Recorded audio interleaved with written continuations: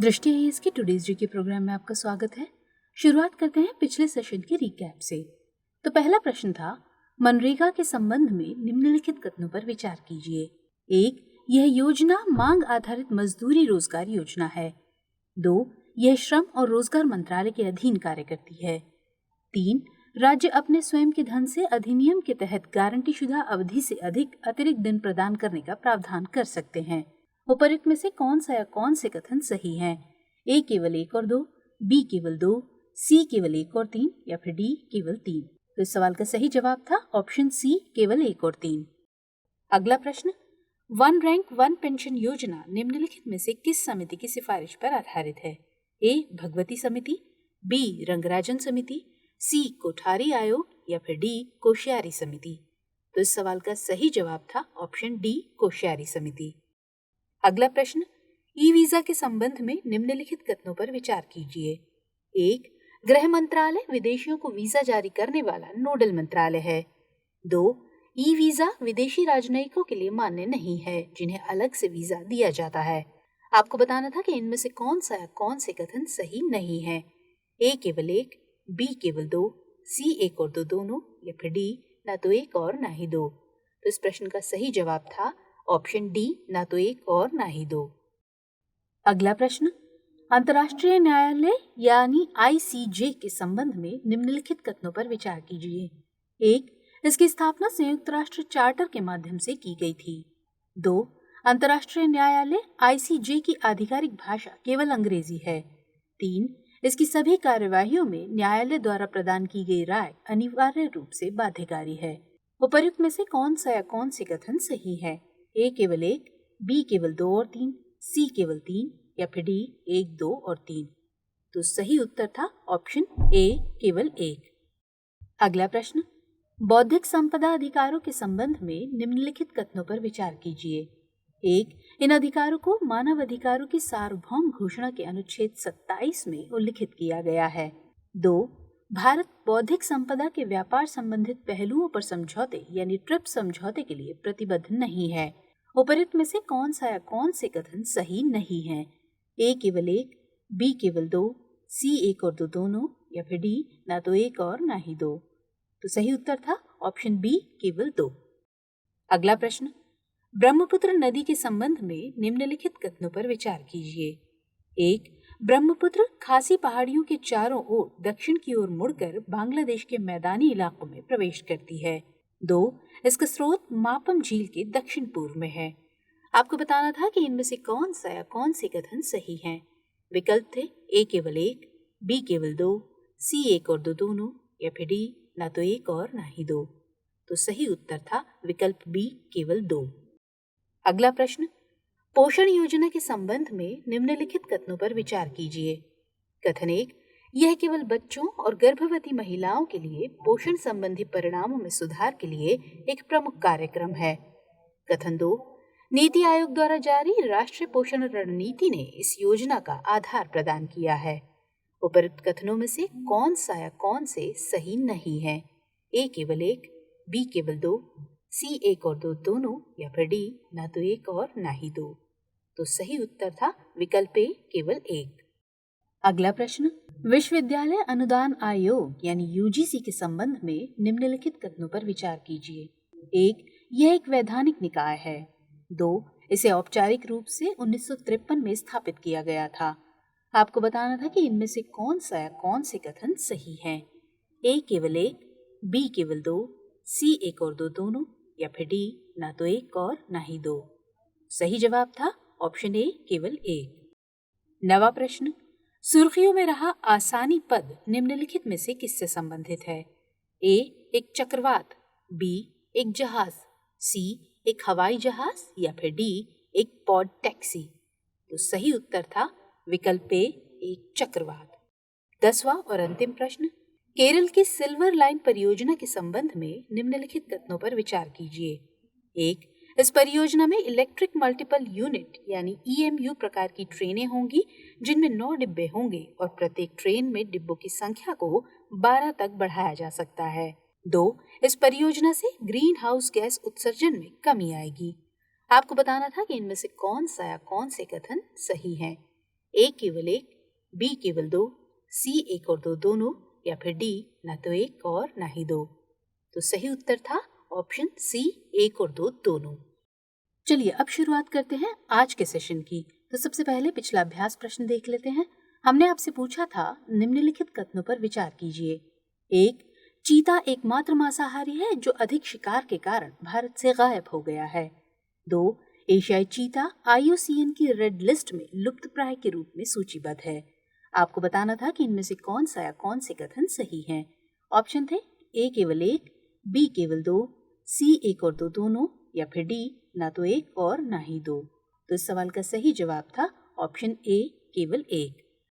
दरअसल भूमि पर रहने वाला दुनिया का सबसे तेज जानवर चीता भारतीय उपमहाद्वीप में आखिरी बार देखे जाने के ठीक 70 साल बाद फिर से भारतीय धरती पर दिखेगा।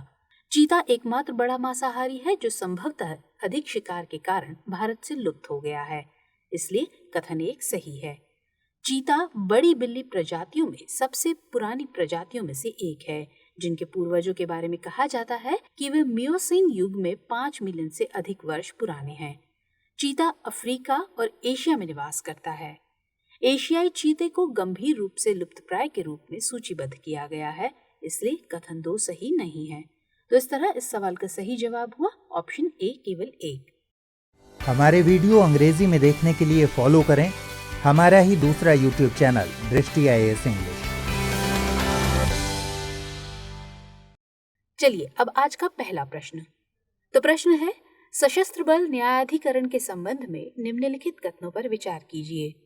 कथन एक, ये सशस्त्र बल न्यायाधिकरण अधिनियम 2007 के तहत स्थापित किया गया भारत में एक सैन्य न्यायाधिकरण है। दो, इसकी मुख्य पीठ दिल्ली में स्थित है और देश भर में 10 अन्य पीठें भी हैं। आपको बताना है कि इनमें से कौन सा या कौन से कथन सही हैं। विकल्प है ए केवल एक, बी केवल दो, सी एक और दो दोनों, या फिर डी ना तो एक और ना ही दो। तो इस प्रश्न का सही उत्तर है ऑप्शन सी, एक और दो दोनों। न्यायालय के एक फैसले में कहा गया है कि वायुसेना, नौसेना और थल सेना सहित सशस्त्र बलों के सदस्य वेतन, पेंशन, पदोन्नति और अनुशासन के मुद्दों से जुड़े सशस्त्र बल न्यायाधिकरण यानी AFT के अंतिम निर्णयों को चुनौती देने के लिए उच्च न्यायालयों का दरवाजा खटखटा सकते हैं।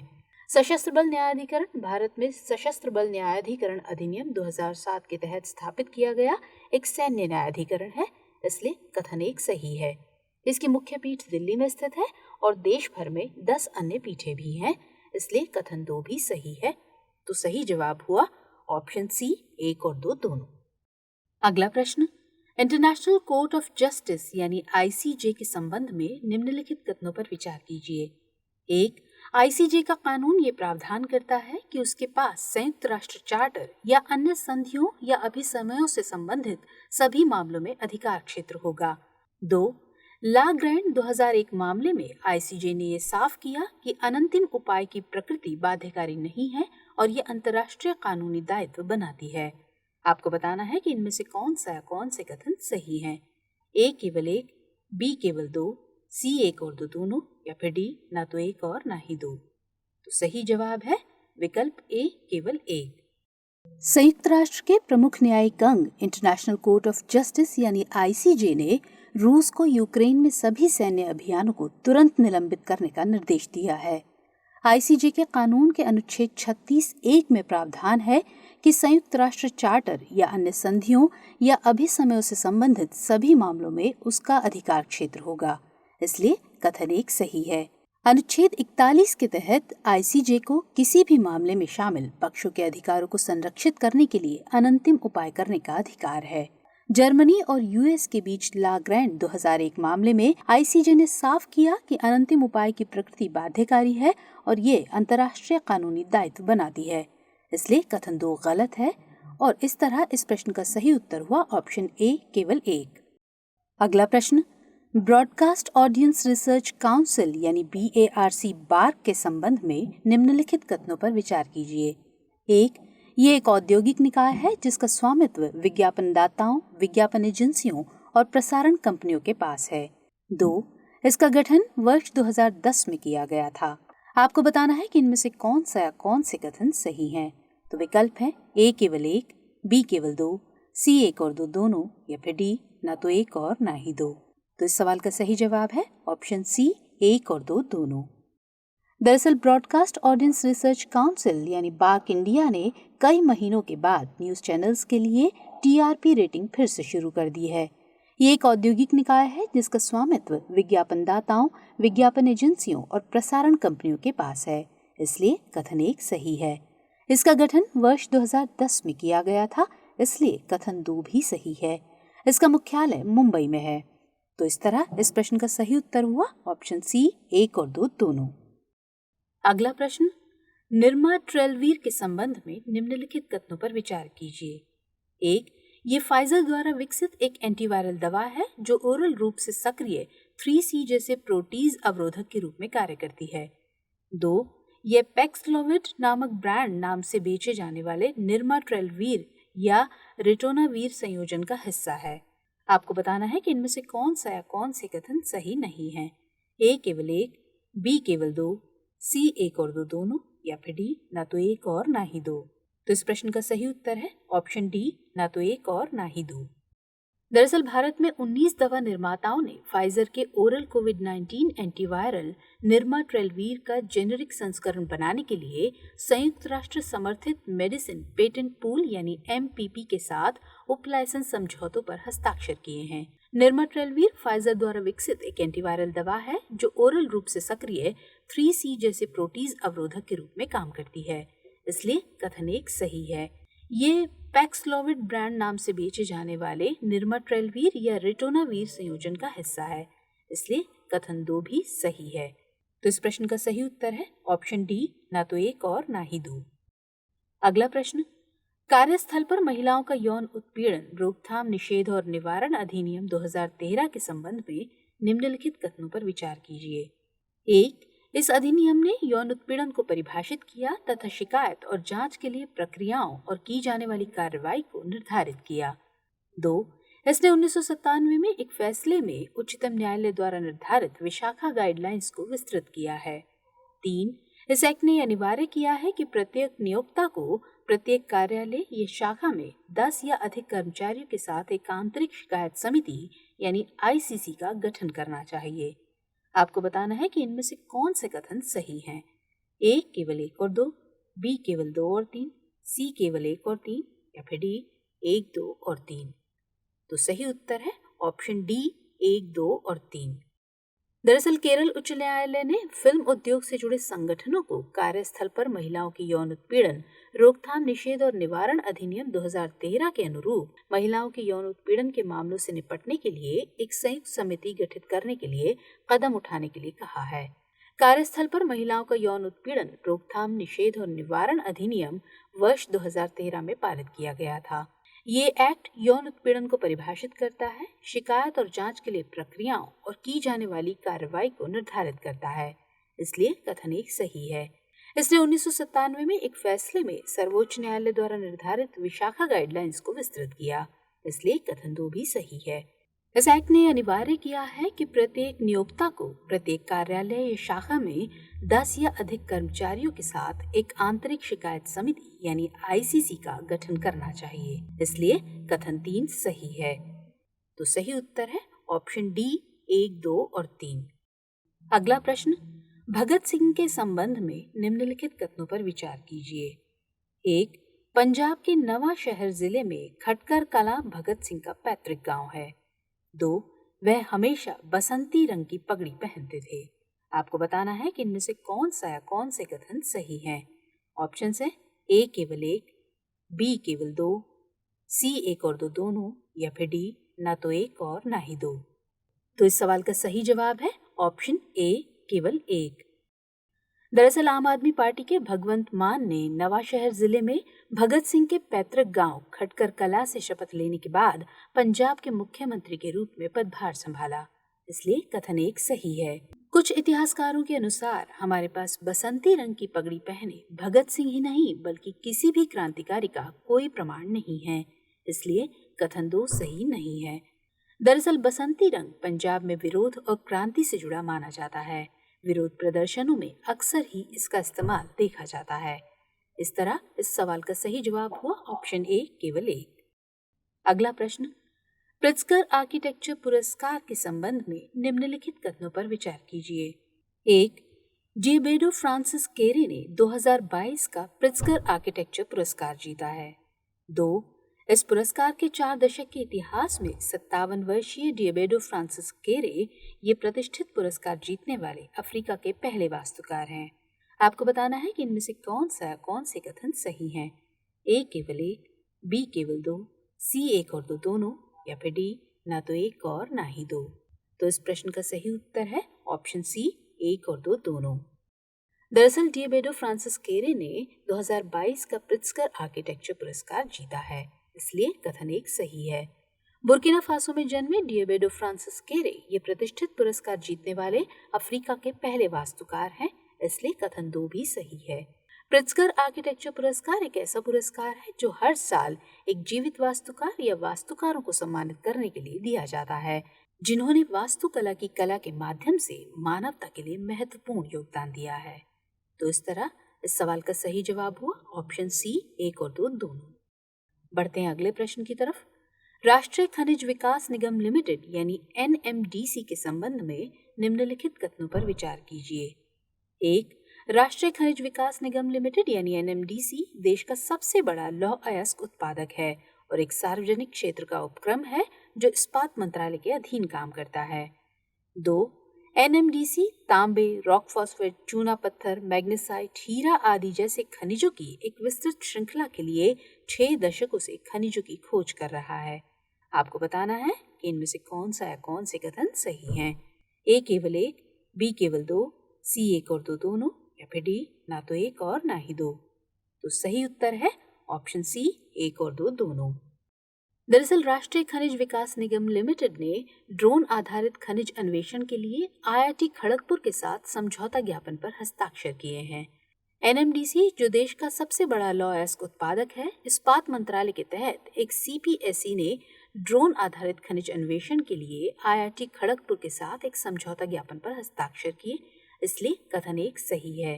एनएमडीसी 6 दशकों से खनिजों की एक विस्तृत श्रृंखला जैसे कॉपर, रॉक फॉस्फेट, चूना पत्थर, मैग्नेसाइट, डायमंड, टंगस्टन और समुद्र तट की रेत के लिए खनिजों की खोज कर रहा है, जो कि टोही G4 स्तर से लेकर यूएनएफसी के विस्तृत जीवन स्तर तक है।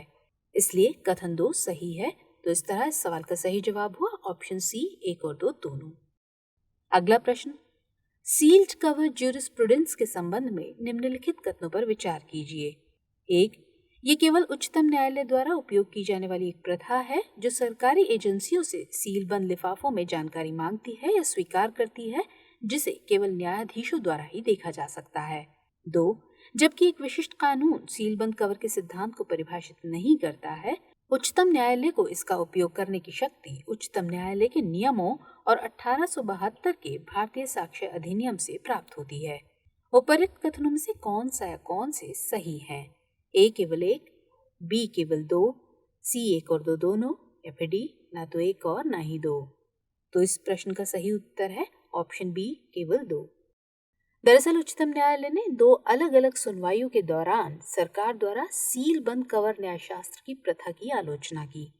यह उच्चतम न्यायालय और कभी कभी निचली अदालतों द्वारा इस्तेमाल की जाने वाली एक प्रथा है, जिसमें सरकारी एजेंसियों से सीलबंद लिफाफों में जानकारी मांगी जाती है या स्वीकार की जाती है, और जिसे केवल न्यायाधीश ही देख सकते हैं। इसलिए कथन एक सही नहीं है। जबकि कोई विशिष्ट कानून सीलबंद कवर के सिद्धांत को परिभाषित नहीं करता है। उच्चतम न्यायालय को उच्चतम न्यायालय के नियमों के आदेश 13 के नियम 7 और 1872 के भारतीय साक्ष्य अधिनियम की धारा 123 से इसका इस्तेमाल करने की शक्ति प्राप्त होती है। इसलिए कथन 2 सही है। इस तरह सही जवाब हुआ ऑप्शन बी, केवल 2। अब बारी है आज के 10वें और अंतिम प्रश्न की। तो भारत की सौर क्षमता की स्थिति के संबंध में निम्नलिखित कथनों पर विचार कीजिए। 1. 50 गीगावाट स्थापित सौर क्षमता में से अधिकांश क्षमता जमीन पर लगे सौर फोटोवोल्टिक से आती है। 2. भारत की क्षमता वृद्धि सौर ऊर्जा परिनियोजन में देश में 5वें स्थान पर है, जो 709.68 गीगावाट की वैश्विक संचय क्षमता में लगभग 6.5% का योगदान करती है। आपको बताना है कि इनमें से कौन से कथन सही हैं। तो ऑप्शन है ए केवल एक, बी केवल दो, सी एक और दो दोनों, या फिर डी ना तो एक और ना ही दो। तो इस प्रश्न का सही उत्तर है ऑप्शन सी, एक और दो दोनों। दरअसल भारत ने 2021 में अपनी कुल स्थापित क्षमता में रिकॉर्ड 10 गीगावाट सौर ऊर्जा को जोड़ा है। भारत अब 28 फरवरी 2022 तक कुल स्थापित सौर क्षमता के 50 गीगावाट के स्तर को पार कर गया है। 50 गीगावाट स्थापित सौर क्षमता में से 42 गीगावाट जमीन पर लगे सौर फोटोवोल्टिक प्रणालियों से आती है और केवल 6.48 गीगावाट रूफटॉप सोलर यानी आरटीएस से आती है और ऑफ ग्रिड सौर पीवी से 1.48 गीगावाट क्षमता आती है। इसलिए कथन एक सही है। ये 2030 तक अक्षय ऊर्जा से 500 गीगावाट पैदा करने की भारत की यात्रा में एक बड़ी उपलब्धि है, जिसमें से 300 गीगावाट सौर ऊर्जा का हिस्सा होने की उम्मीद है। भारत की क्षमता वृद्धि सौर ऊर्जा परिनियोजन में देश में 5वें स्थान पर है, जो 709.68 गीगावाट की वैश्विक संचय क्षमता में लगभग 6.5% का योगदान करती है। इसलिए कथन 2 भी सही है। तो सही जवाब हुआ ऑप्शन सी, एक और दो दोनों। चलिए अब नोट करते हैं आज का अभ्यास प्रश्न। तो प्रश्न है, राष्ट्रमंडल दूरसंचार संगठन के संबंध में निम्नलिखित कथनों पर विचार कीजिए। 1. ये सूचना और संचार प्रौद्योगिकियों यानी आईसीटी के क्षेत्र में सबसे पुराना और सबसे बड़ा राष्ट्रमंडल सदस्यता संगठन है। 2. भारत सीटीओ का एक सदस्य देश है, जिसके सदस्य के रूप में 33 देश शामिल हैं। आपको बताना है कि इनमें से कौन से कथन सही हैं। विकल्प है ए केवल एक, बी केवल दो, सी एक और दो दोनों, या फिर डी ना तो एक और ना ही दो। तो हमेशा की तरह इस प्रश्न का उत्तर कमेंट सेक्शन में देना मत भूलिएगा। मुलाकात होगी अगले सेशन में। तब तक के लिए स्वस्थ रहिए, सुरक्षित रहिए। जय हिंद।